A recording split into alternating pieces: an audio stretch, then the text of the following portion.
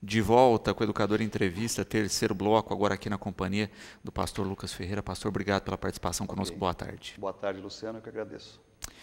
Pastor, eu queria começar falando a respeito da rotina de vocês. Como é que a gente sabe que religião está ligada diretamente à aglomeração?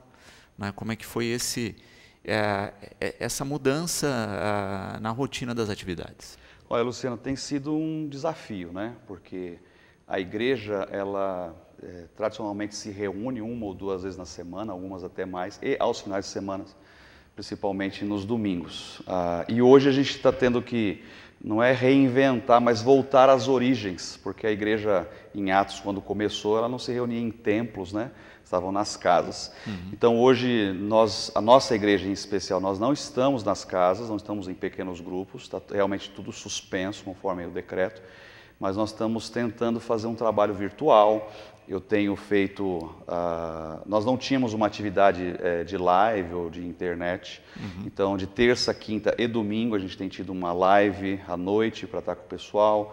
Tenho tentado fazer videochamadas, nós criamos na nossa comunidade um sistema em que todo mundo telefona para todo mundo. Eu, particularmente como pastor, não posso ficar parado, então eu tenho dado assistência para aqueles mais necessitados. A igreja tem tentado ajudar com cestas básicas, aqueles que sofreram um impacto maior. Então, assim, nós ainda estamos nos adaptando a essa questão de rotina, que não é só a parte da questão cristã, mas a parte social, o estar junto, Isso tem sido difícil, um grande desafio e uma redescoberta para todo mundo ali da nossa comunidade. Sem dúvida. E que de fato impactou todos, mas ao mesmo tempo a gente tem tido um dado interessante aí, que é essa comunicação, mesmo que virtual, mas de uma maneira mais pontual e direta. Porque às vezes com o grupo a gente trabalhava de uma maneira mais coletiva. Hoje está se trabalhando pontualmente e na necessidade de cada um. Verdade. Individualmente, eu costumo dizer que a minha demanda virtual aumentou, Eu já, inclusive, precisei fazer atendimentos por videochamada, aconselhamentos, O que já era um pouquinho assim antes, agora ficou um pouco mais. Eu penso que vai ser um desafio quando retomarmos, para que essa prática não que não permaneça. Queira ou não queira, se você for analisar, os contatos humanos ultimamente têm diminuído, As pessoas têm se inserido ainda mais no mundo virtual, É interessante que as pessoas no mundo virtual, elas são uma coisa, mas às vezes pessoalmente são outras, Então, hoje o mundo virtual tem sido uma ferramenta importante para encurtar isso e essa individualidade, e o nosso desafio é, quando acabar essa situação nova, voltar a esse contato humano, Mas eu creio que o nosso desafio é ter boas lições, apesar dos maus momentos, Há quanto tempo está à frente da igreja, pastor? 2 anos e 4 meses. Nunca imaginou passar por uma situação dessa? Mas nem na época do seminário, há 17 anos atrás. Nunca imaginamos. E quando se pensa nesse período aí em que a gente vive, eu acho que multiplicaram as pessoas procurando alento ou explicação religiosa. Como é que vocês têm tratado isso? Olha, Luciano, primeiro, a nossa prioridade são aqueles que fazem parte da nossa comunidade. Nós somos da Primeira Igreja Batista, é uma comunidade de 99 pessoas, então a gente tem tentado dar uma assistência ou financeira, ou uma ajuda com uma cesta, ou emocional, espiritual para todos, que é a minha responsabilidade primária. Mas sempre tem alguma demanda, A gente ontem, por exemplo, foi tentar socorrer uma família com 5 filhos. Fizemos uma compra de fralda geriátrica, levamos 2 cestas básicas, marido desempregado, e eu penso que muitas outras igrejas ou outras situações são similares, e nós estamos tentando nos unir para fazer isso. De fato, quando chega um tempo de crise, as pessoas sempre vão querer achar um culpado, um responsável, ou do porquê essas coisas estão acontecendo, tanto de forma coletiva ou individualmente, O ser humano, ele não tem uma compreensão, a nossa mente ela é limitada para compreender o mal ou aquilo que nos traz prejuízos ou perdas. Então nós muitas vezes vamos tentar transferir isso para alguém, vamos achar um responsável, um culpado.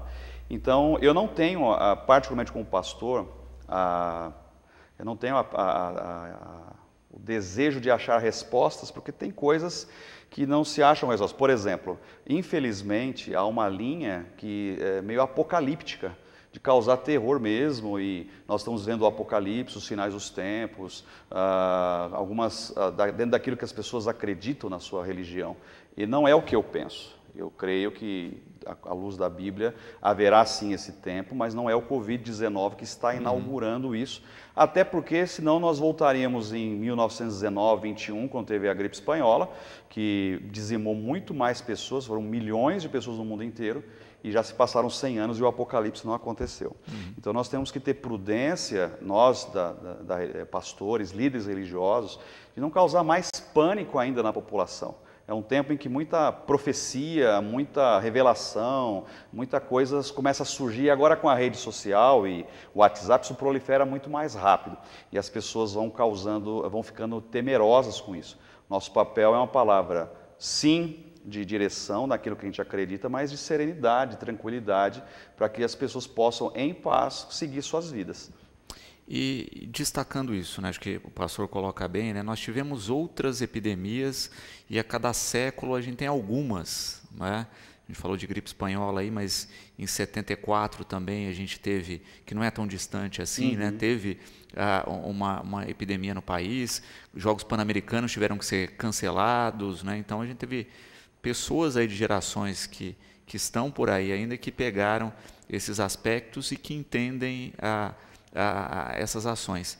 E a questão pontual de cada um fazer a sua parte, né? Eu acho que quando a gente tem essa consciência, a gente percebe que as doenças problemáticas dos últimos anos, elas estão centradas no indivíduo, né? Olha, a dengue, se eu cuido do meu quintal, eu estou preservando a minha vida, a do vizinho e assim por diante. No caso aqui do Covid, se eu tomo as medidas, né? Se eu faço a higiene, se eu uso uma máscara, se eu evito de sair quando não necessário, eu crio uma barreira que me protege, mas que protege quem está à minha volta também. Isso que você falou, Luciano, é primordial. Não apenas numa questão de epidemia ou de pandemia, né? E o ser humano, de uma forma geral, ele está perdendo esse senso do coletivo, né? Eu, tempos atrás, questão de 2 semanas, eu fiquei estarrecido. Nós já em isolamento, num final de semana, uma turma de jovens fazendo um batidão na casa deles, num bairro residencial. Eram 2 horas da manhã e eu fui obrigado a chamar a polícia. Aí veja, se não bastasse o desrespeito de 2 horas da manhã, numa madrugada de domingo, um som alto, e não era qualquer som, aqueles batidão de funk mesmo, alternância de ritmo, nós estamos em quarentena.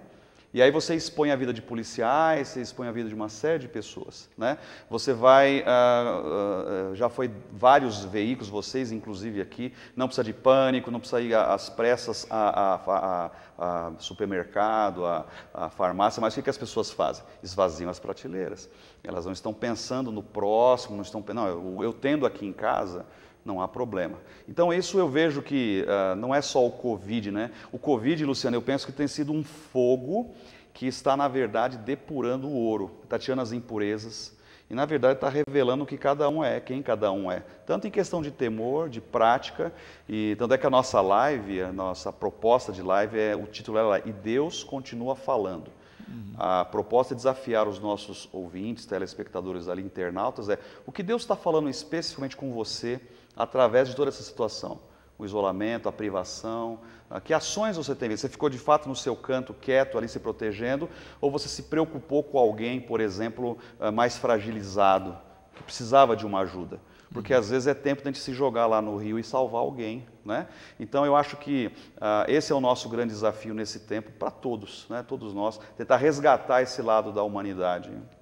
Ana Lúcia coloca uma questão interessante, né, pastor? Que na própria Bíblia se vê dezenas de momentos com pragas, né? E justamente a gente avalia muito a questão da praga e pouco o posicionamento das pessoas diante da praga, né? E ela coloca exatamente isso, né? Que as pessoas se destacam e aquelas que se destacam, que são lembradas, são justamente aquelas que se posicionam com sabedoria nesses momentos. É verdade. Interessante que nas Escrituras você vai ver, né, por exemplo, o famoso caso das pragas do Egito, em que Deus vai libertar o seu povo, né, Israel, e assim ele castiga o Egito por conta disso. Eu, pastor Lucas, não creio necessariamente que o Covid-19 é uma praga que Deus está enviando para o mundo. A minha visão não é essa sobre o que está acontecendo. Eu penso que isso pode ter inúmeras naturezas ou origens, inclusive da própria ação do homem. Agora, é fato que há uma permissão divina sobre isso, né? E eu conversava aqui fora do ar com o próprio Luciano sobre o que o Covid está ensinando a todos nós, né? As cidades estão mais limpas, os rios estão menos poluídos. Por quê? Porque nós não estamos circulando ali. Então é como que se na permissão de Deus sobre todo esse episódio, o mundo foi bruscamente freado para que nós parássemos, inclusive nós mesmos, né? Tem familiares que estão se redescobrindo dentro de casa, né? Ou tem maridos que não sabem o que fazer com a mulher, ou mulher que não sabe fazer com o marido dentro de casa, porque eles simplesmente não têm um diálogo. Então, as relações humanas superficiais, agora elas são obrigadas a entrar ou numa profundidade, ou então nós, pastores, padres, ou advogados de vara de família, vão ter um problema sério no pós-Covid para tratar divórcio, aconselhamento. Por quê? Porque isso só expõe, Luciano, a doença dos relacionamentos que estavam até aqui. Então, o que a Lúcia colocou, Ana Lúcia, como que nós de fato vamos encarar isso? Eu penso que não veio diretamente da parte de Deus, agora eu vou derramar, né? Como aconteceu com Sodoma e Gomorra, por exemplo, né? Até porque a mensagem da parte de Deus ela já está nas Escrituras Sagradas. É por isso que eu não tenho nenhum problema com aqueles que acreditam nos profetas, mas a revelação maior de Deus, tudo que nós temos está nas Escrituras. O ápice da revelação foi o próprio Senhor Jesus Cristo. Então, o que eu preciso saber está ali. Então, se o Covid-19 fosse algo da parte de Deus, estaria ali.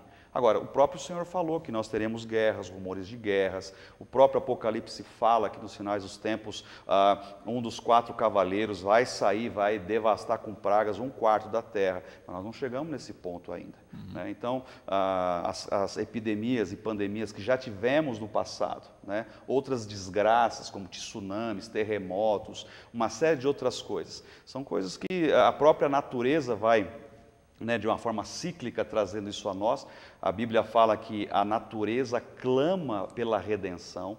É salutar, assim, você observar que há um impacto negativo do ser humano sobre a natureza. Isso é fruto do pecado original, do nosso pecado, e a natureza clama o tempo que haverá aí a redenção. Então eu penso que tudo isso faz parte de um pacote, né? Mas que independente de quem, da religião ou do viés que a pessoa acredita, a questão é o que Deus está falando comigo sobre isso individualmente.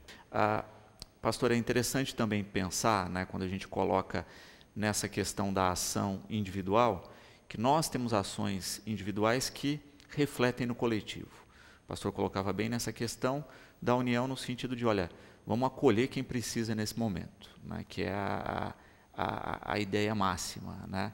Como é que tem sido justamente fazer essa conexão e a receptividade disso?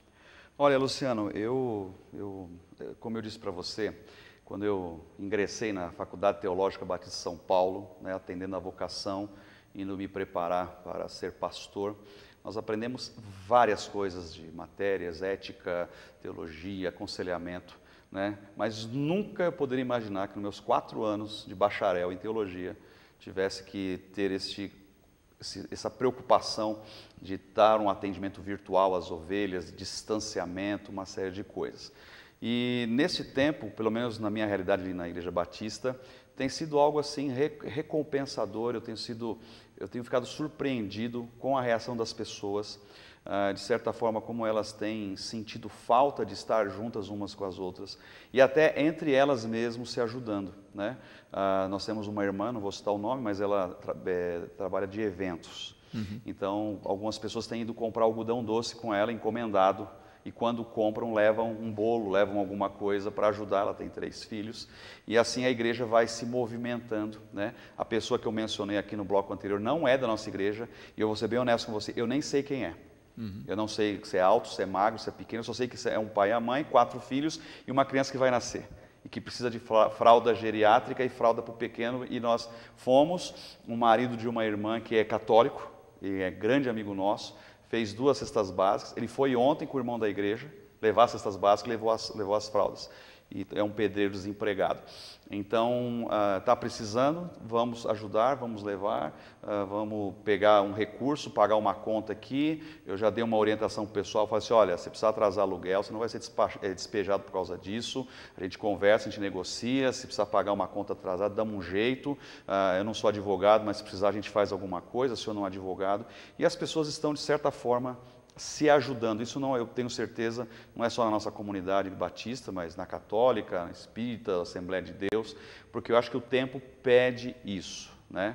Eu acho que nós não podemos, o Brasil, infelizmente, de uns tempos para cá, polarizou muito.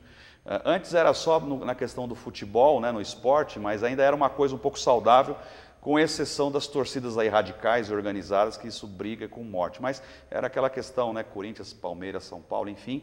Mas de uns tempos para cá foi para a política. E aí virou o nós e eles, né? E aí muita gente brigando por causa de divergência política. E agora é tempo de você deixar isso para lá. Não é o azul, não é o vermelho, não é isso, somos nós. Porque se chegar para morrer, vai morrer alguém do vermelho, vai morrer alguém do azul, e o impacto vai ser o mesmo. Então, esta, pelo menos para mim, é a realidade do meu povo ali na Igreja Batista. Para mim tem sido algo assim reconfortante ver, e até comigo, muitos ligando, porque eu sou o pastor, eu sou o responsável por eles, mas muitos tomando a iniciativa, pastor, como é que o senhor está? O senhor está bem? Gravando um áudio de WhatsApp, mandando um vídeo, né? Interagindo na nossa live, inclusive você está convidado a participar com a gente se quiser. Eu penso que alguma parte boa ainda do ser humano está sendo extraída diante da situação difícil. Isso é um ponto positivo. Uma questão interessante também que tem se visto nas redes sociais, e que aí eu acho que a gente também tem que chamar a atenção, são muitas pessoas cobrando lideranças religiosas. Né? Mas uma coisa também que se vê assim, né? Cada um cobra a do outro e não a sua própria. Né? Quando a gente fala da questão aí dessa coisa da torcida, do time de futebol, a gente também percebe que às vezes isso resvala na religião. Né? E o quanto também notícias positivas têm vindo de todos os lados. Né? Eu via, por exemplo, pessoas cobrando a posição do Papa. Aí depois sai a notícia lá que o Papa doou respiradores, enfim, fez as ações práticas. E vários líderes religiosos nesse sentido. Né? Quando eu acho que a medida devia ser o contrário. Né? O que eu estou fazendo dentro da minha religião, quem eu estou motivando para auxiliar nesse momento. Exatamente. O problema, Luciano, é que o ser humano, ele sempre vai ter uma inclinação para acusar, para apontar e para desviar de si o foco. Isso, se você observar, vem desde o Éden, é a famosa síndrome de Adão, né? O Adão foi o primeiro ser criado por Deus, veio a Eva para poder ser sua companheira, e a Eva pegou do fruto, deu para Adão, e quando Deus foi confrontar Adão, qual foi a resposta dele? A culpa é dela. A culpa é dela, e não só dela, a culpa é sua, porque eu estava bem sozinho, o Senhor me deu ela, e aí ela me deu a coisa e eu comi. E aí foi repassando, porque aí Deus chega para Eva e fala o quê? Aí a Eva falou que a culpa é da serpente. E a serpente não tinha mão para apontar ninguém, pagou o pato sozinho. Né? E hoje nós somos assim. Então nós olhamos o Papa, por exemplo, né, um líder mundial, né, um chefe de Estado, e nós, principalmente quando nós divergimos. Então é fácil quando, por exemplo, se eu sou contra o Papa Francisco, né, cobrar dele agora, não porque eu estou interessado no mundo, esse é o problema. Eu não estou interessado que ele faça alguma coisa de bom, eu quero apontar o dedo para ele. Porque ele defendeu umas situações que eu não concordo, e agora que ele poderia falar alguma coisa, ele não fala, sendo omisso, e eu vou lá para apontar. E aí vale para o Papa, vale para qualquer outra liderança religiosa, e eu penso que nós precisamos deixar isso um pouco de lado. Né? Eu acho que essa questão de unir forças, por exemplo, no próprio Gênesis, né, quando Caim mata Abel, o Senhor pergunta para Caim, onde está seu irmão Abel? E na onisciência de Deus, Deus sabia o que tinha acontecido. Mas ele queria gerar em Caim uma responsabilidade, um pensamento de responsabilidade. Ou seja, eu fui descoberto, e a resposta de Caim é interessante. Sou eu o guardador ou o tutor do meu irmão? E Deus fica em silêncio. e é um silêncio que já é a resposta. Nós somos guardadores dos nossos irmãos, nós temos que nos preocupar com eles e não nesse momento ficar divulgando fake news, né? O problema das redes sociais é isso. Então eu não checo mais a informação, então porque convém atacar a sua religião ou enfraquecer sua religião, eu vou divulgar uma coisa aqui, ali, acolá, né? Então não há uma ética, não há uma situação, quando na verdade se o barco afundar, meu irmão, vai todo mundo, né? Não é só eu, não é só a sua religião, todos nós vamos afundar nesse mesmo barco aí. Pastor, eu quero agradecer aí a disponibilidade conosco, né, deixar o espaço à disposição e aproveitar para que faça o convite, né, como é que as pessoas acessam as lives, né, como é que podem ter contato com o trabalho de vocês. Ok, Luciano, eu agradeço você pelo convite, pela oportunidade, a hospitalidade, né, a TV Educadora sempre tem sido muito generoso conosco, prestando um serviço de muita relevância aqui para a nossa cidade e região, então muito obrigado. As portas da nossa igreja, a Primeira Igreja Batista, estarão sempre abertas para vocês. Convido todos os telespectadores dessa querida TV Educadora, se você quiser participar conosco, as nossas lives, elas estão acontecendo de terça e quinta às 8 horas, pelo YouTube, Primeira Igreja Batista em Batatais, você acessa o nosso canal ali, e de domingo às 17 horas. A gente tem feito algo muito assim, informal, dinâmico, para tentar descontrair um pouco, tirar um pouco a tensão, colocamos uma música, um louvor, uma palavra. Ontem tivemos uma jovem de Malta, né, conversando com ela, a expectativa, o que você fez agora na Austrália, a gente fez ontem com ela em Malta, né, a expectativa lá dela, como é que está sendo. Estou com um rapaz, um amigo querido de Nova York, que vai participar também semana que vem.